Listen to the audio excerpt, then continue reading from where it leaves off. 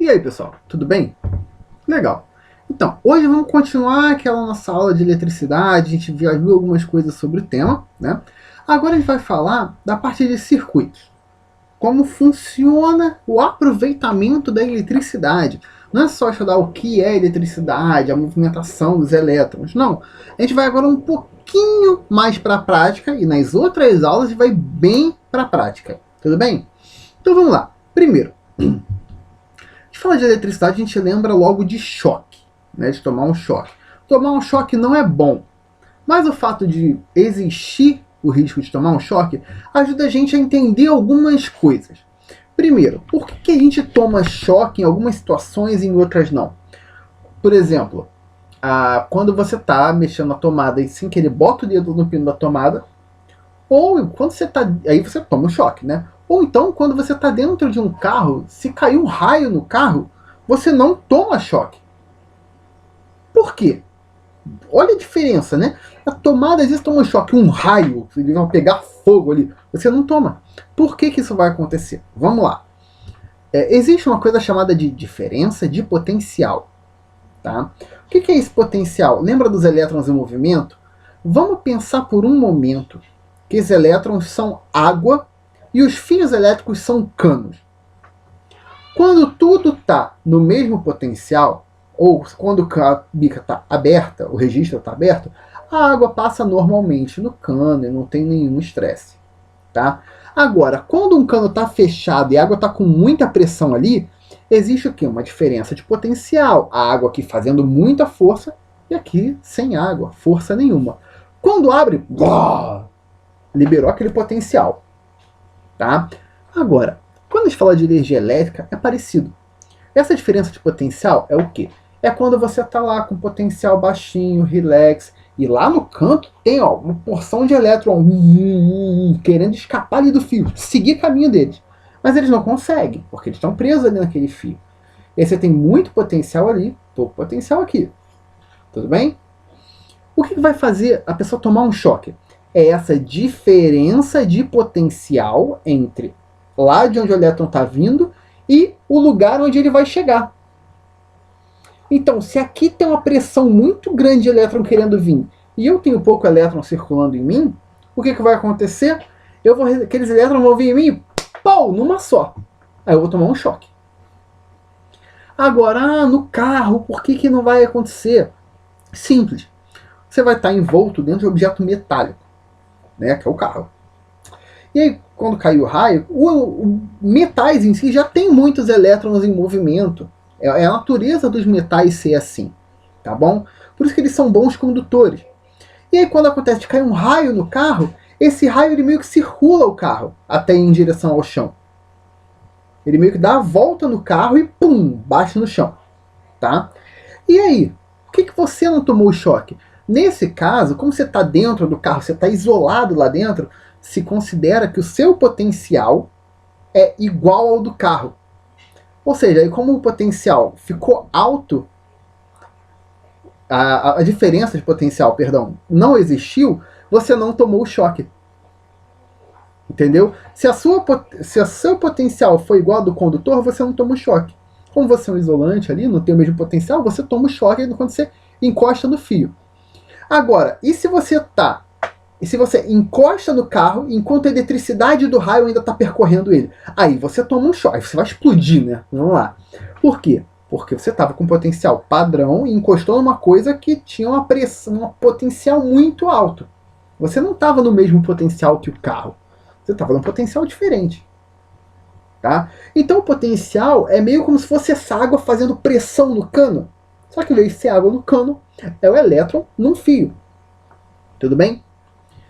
Então, é por isso que a gente toma choques. Mas a gente tem diversas fontes que vão causar diferença de potencial. Tem a nossa energia elétrica doméstica, comum, tá? Tem pilhas, deixa eu tapar aqui a marca, porque ninguém está me pagando.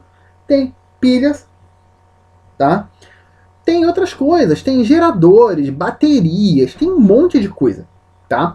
Mas vamos falar um pouquinho de corrente elétrica. A gente já entendeu um pouco disso nas outras aulas, mas só para revisar. O que é uma corrente elétrica? Corrente elétrica é um movimento ordenado de elétrons. São elétrons se deslocando em ordem. Por exemplo, você tem o fio. O fio é um material condutor, tem muitos elétrons livres para poder se deslocar para lá e para cá. Se não está passando energia naquele fio, os elétrons dele vão estar se movimentando em várias direções. Pensa num fio normal. Está aqui o fio. Os elétrons dele. No momento que você pega as duas pontas desse fio e liga numa bateria, nas pontinhas aqui, olha, um numa ponta, outro na outra ponta da pilha, aqueles elétrons pum, vum, vão todos agora em um sentido só. Eles não vão mais ficar desordenados. Eles vão fazer uma corrente elétrica, sempre andando no mesmo sentido. Tudo bem? Essas correntes elétricas se formam em materiais condutores. Materiais isolantes não são bons em fazer corrente elétrica, tá? Porque eles não têm muitos elétrons livres para ficar fazendo esse caminho aqui da corrente elétrica, tá? Ok. Isso, quando a gente fala, se a gente pensar em como essa corrente surge, né? A gente pode pensar no caso de... Lembra que cargas iguais se afastam, cargas diferentes se atraem? Quando a gente está falando de uma bateria, você vai ter aqui, olha só, a parte positiva da bateria, que é a que tem o pininho, a parte negativa, que é a que é achatadinha. Tudo bem? O que vai acontecer aqui? Os elétrons, eles vão ser afastados pela parte negativa. Então, pensa que você tem um fio aqui em volta. Eles vão sair daqui e vir para cá. Esse sentido é o sentido de corrente elétrica, é o sentido real que a gente chama na física, tá? Só que no nosso dia a dia, a gente usa o sentido convencional. Ele é o contrário, tá? Os elétrons, eles fazem esse caminho, mas a eletricidade, na prática, quando a pessoa mexe e tudo mais, se diz que ela faz o caminho contrário, tá? Ela sai como se ela saísse do polo positivo e entrasse no negativo. Não é exatamente assim, na realidade, mas se convencionou usar isso, tá? Então, no sentido convencional, é como se você dissesse o caminho que as cargas positivas fazem. A gente sabe que na eletricidade não existem as cargas positivas, só os elétrons, que são cargas negativas. Mas para uma finalidade prática do dia a dia, se criou essa convenção do sentido real, o sentido convencional, ser o movimento das cargas positivas. Ou seja, o sentido convencional é o movimento contrário do sentido real. Tudo bem? E aí, para a gente poder usar a eletricidade, a gente vai usar circuitos. Os circuitos, eles vão precisar de algumas coisas, 3 ou 4 coisas. Uma delas é opcional. Em alguns livros vocês vão encontrar dizendo que é obrigatório, tá? Mas vamos lá.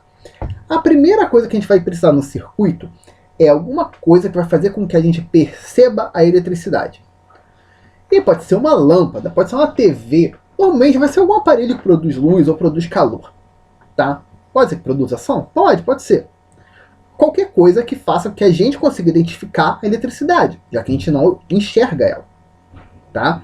Então você vai precisar de um equipamento. Você vai precisar de condutores, que no caso vai ser os fios. Você vai precisar de uma fonte de diferença de potencial.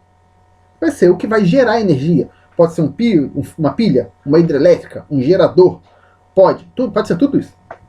Tudo bem?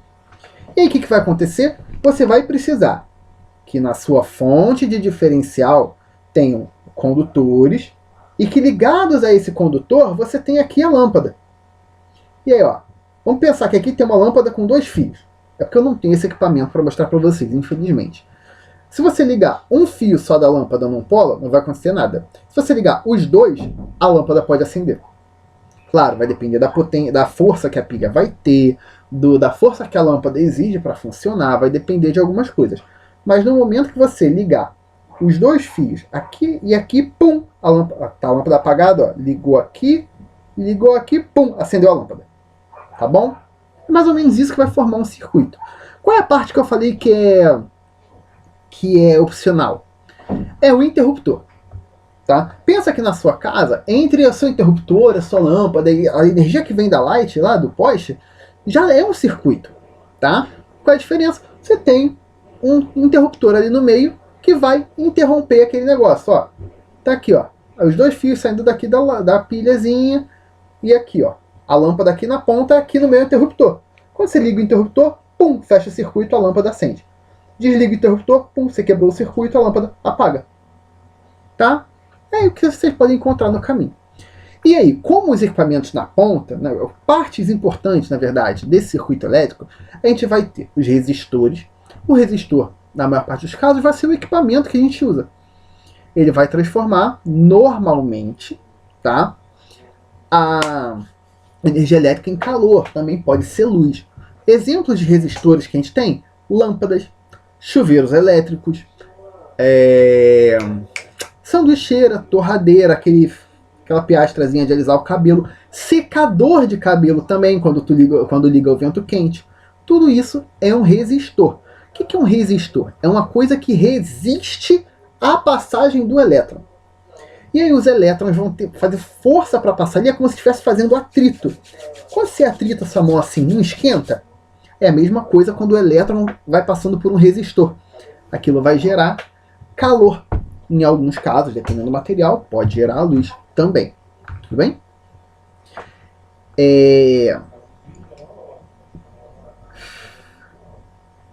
Como fonte de energia, a gente já falou, né, que pode ter baterias e diversos outros tipos de coisa e tudo mais. Só vamos nos familiarizar agora com símbolos e unidades. Tá? Vamos lá. Primeiro, as resistências são medidas numa unidade chamada de ohm.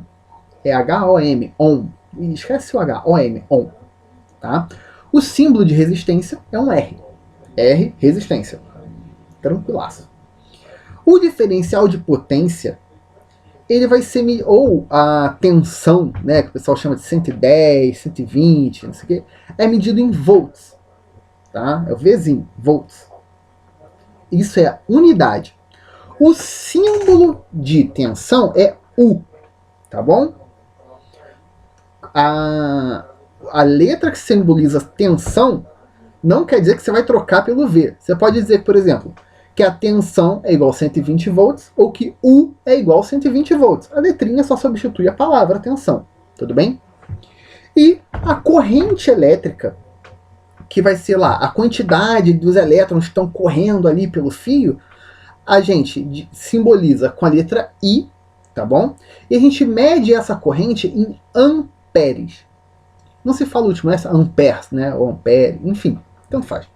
Ampere ou ampere dá no mesmo, tá bom? Todo mundo vai entender o que você está querendo dizer. Todo mundo vai saber que se você está se referindo a uma corrente elétrica, tá bom? E os circuitos que a gente tem, eles podem ser de alguns tipos. Eles podem ser circuitos simples, tá? Que é quando você tem esse caso da pilha que eu falei, olha só. A pilha, os fios e a lâmpada. Existem casos de circuitos em série. A gente vê muito isso em pisca-pisca de árvore de Natal, né? Você tem a bateria, um fio, esse fio passa por uma lâmpada, dessa lâmpada sai um fio que vai para uma segunda lâmpada e o fio que volta para a bateria. Nesse caso, por exemplo, a segunda lâmpada só acende se a primeira também acender. A energia precisa passar por todos os componentes até voltar para a pilha, tá? Mas existem também os paralelos, que é o que a gente normalmente usa nas nossas casas, não é? Que onde você vai ter assim, ó. Aqui tem um fio, esse fio se divide em dois. Cada um dos dois fios vai para uma lâmpada, depois esses dois fios se juntam e voltam para cá. E aí isso vai permitir que você ligue uma lâmpada e a outra não, e vice-versa, tá? Se você quiser ligar as duas também, você vai poder, mas você vai ter a opção de ligar uma só, tá? Eu vou botar uns desenhos aí para vocês verem da diferença que tem entre as duas coisas, tá? E basicamente é isso, mas existe uma regrinha que é importante a gente saber, que é a lei de Ohm. Essa lei de Ohm, não é lei de Ohm, tudo bem?